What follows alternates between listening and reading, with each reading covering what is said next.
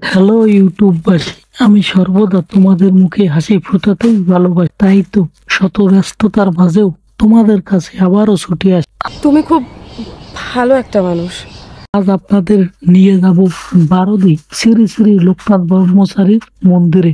তোমাদের সাথে আমিও যাব। চলো বন্ধুরা, ভিডিওটি শুরু করা যাক। মূলত অনুষ্ঠানটা হচ্ছে 16তম বর্ষ পদব্রজ তীর্থযাত্রা উৎসব 2024। বিষয়টা একটু ব্যাখ্যা করবেন? তো আমরা স্বামীবিবেক মন্দির থেকে পায়ে হেঁটে বারোদির লোকনাথ বাবার মন্দির পর্যন্ত যাব। খুব ভয় পাইছি রে। আমরা স্বামীবিবেক লোকনাথ মন্দিরে গেঞ্জির জন্য লাইনে দাঁড়িয়েছিলাম, যেটা পরেই আমরা বারোদির উদ্দেশ্যে রওনা দিব। গেঞ্জি তো হাতে পেয়ে গেলাম। তারপর বন্ধু বলল আমাদের প্রসাদ পাওয়ার সময় হয়ে গেল, চলুন বাবার মন্দিরের প্রসাদ কি একটু দেখে আসি।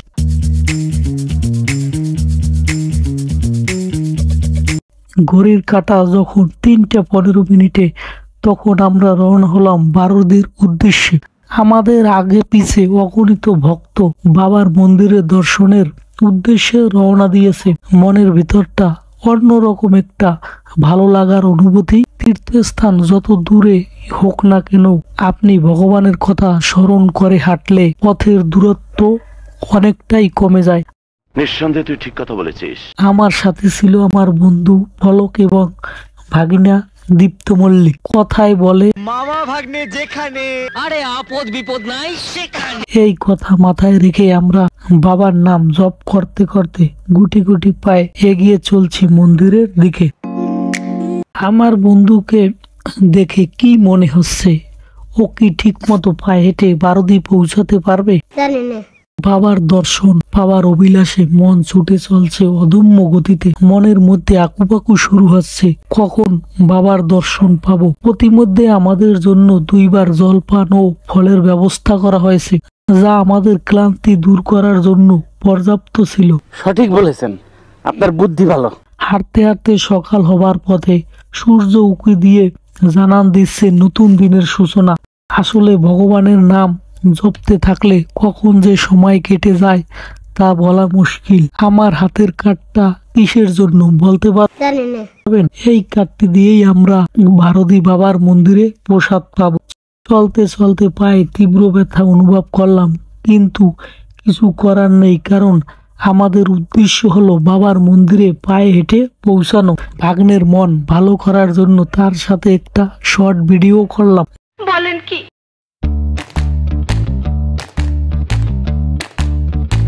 জয় বাবা লোকনাথ, জয় মা লোকনাথ, জয় গুরু লোকনাথ, জয় শিব লোকনাথ। সামনে যে মাঠটা দেখতে পাচ্ছেন, এখানেই ভক্তদের গাড়িগুলো পার্কিং করা হয়। ঘড়ির কাঁটা যখন 8:45 ঠিক তখনই আমরা এসে পৌঁছালাম আমাদের কাঙ্ক্ষিত জায়গা বারোদি শ্রী শ্রী লোকনাথ বাবার মন্দিরে। মন্দিরের গেটের বাহিরে রয়েছে 2 পাশে বাবার জন্য প্যারা সন্দেশ ভোগের ব্যবস্থা। এখান থেকে আপনি প্রসাদ কিনে সেগুলো বাবার মন্দিরে নিবেদন করতে পারবেন। খুশি হলাম তোমার কথা শুনে। পাশেই দেখতে পেলাম এক ভাই খুব সুন্দর মহাদেবের ট্যাটু করছে। ক্যামেরা বন্দি করতেও ভুল করলাম না। নলেজ দেখছেন কি নলেজ। মন্দিরের ভিতরে প্রবেশ করেই ভগবানের ছোটবেলার কিছু মুহূর্ত ক্যামেরা ধারণ করলাম। সেই রয়েছে শ্রী শ্রী লোকনাথ বাবার সমাধি মন্দির। আপনি যখন মন্দিরের গেট দিয়ে প্রবেশ করবেন, তখন বাবার সমাধি আপনি দর্শন করতে পারবেন। লোকনাথ বাবার জীবনে কাটানো কিছু মুহূর্ত এখানে আপনি দর্শন করবেন। মন্দিরের ভেতর দর্শনার্থী আর ভক্তদের বিশ্রামের জন্য প্রচুর জায়গার ব্যবস্থা রয়েছে। আমি ঘুরতে ঘুরতে পুকুরের মধ্যে চোখ পড়তেই দেখতে পেলাম ভোলানাথ বাবার এক অপরূপ মূর্তি, যা দেখে আমি আমার চোখ ফেরাতেই পারছিলাম না। এই পুকুরের পবিত্র জলে স্নান করেই সবাই মন্দিরে গিয়ে পূজা অর্চনা করে। হঠাৎ দৃষ্টি পড়ল মাসিমার উপর, যে এখানে কবুতরগুলোকে অতি যত্নে ভালোবেসে খাবার খাওয়াচ্ছেন। উপরের দিকে চোখ পড়তেই দেখলাম হাজার হাজার কবুতরের মেলা। মনের মধ্যে আলাদা একটা শান্তি অনুভব করলাম। মনে পড়ে গেল স্বামী বিবেকানন্দর সেই কথা, জীবে প্রেম করে যেজন সেই জন সেবিছে ঈশ্বর। আপনি এখানে এসে প্রসাদ কিনে খেতে পারবেন। রাজভোগ 80 টাকা জনপ্রতি, বাল্যভোগ জনপ্রতি 60 টাকা। পাশের ঘর থেকে নাকে ভেসে আসলো খাবারের মৌ মৌ গন্ধ।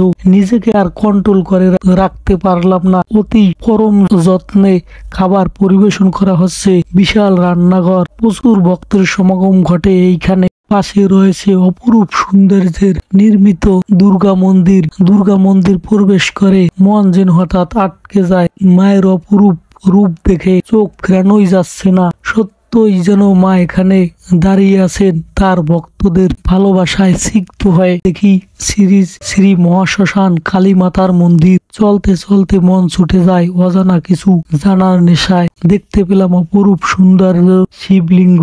আপনার মনোবাসনা পূরণ করতে লাল সুতা বেঁধে রাখতে পারেন এই গাছের সঙ্গে। হে ভগবান, তুমি সবার মনের আশা পূরণ করে দাও। যারা এই গাছের সঙ্গে নিজের মনের বাসনাকেও জড়িয়েছে। হরে কৃষ্ণ। জয় বাবা ভোলানাথ, হর হর মহাদেব। প্রবেশ করতে চলেছি মানব জীবনের সবচেয়ে কাঙ্ক্ষিত এক জায়গায়, যেখানে প্রবেশ করলে আপনি কখনোই নিজেকে তো তুচ্ছ ভাবা ছাড়া আর করবেন না। প্রবেশ করতে চলেছি স্নান ঘরে। আপনার জীবনের সেই শেষ বিয়েটা এখানেই সংগঠিত হবে, যেখানে রাজা বাদশাহ ধনী ফকির কোনো ভেদাভেদ থাকবে না।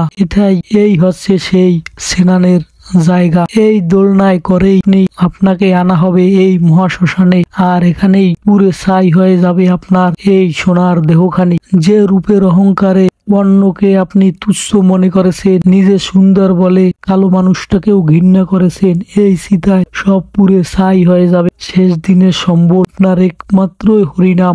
নিজের করা পাপগুলো মোচনের চেষ্টা করুন। ভগবানের নির্দেশ মেনে চলুন। কোথায় হারিয়ে যায় মানুষের দম্ভ, অহমিকা, গর্ব, টাকা পয়সা, ধন দৌলত।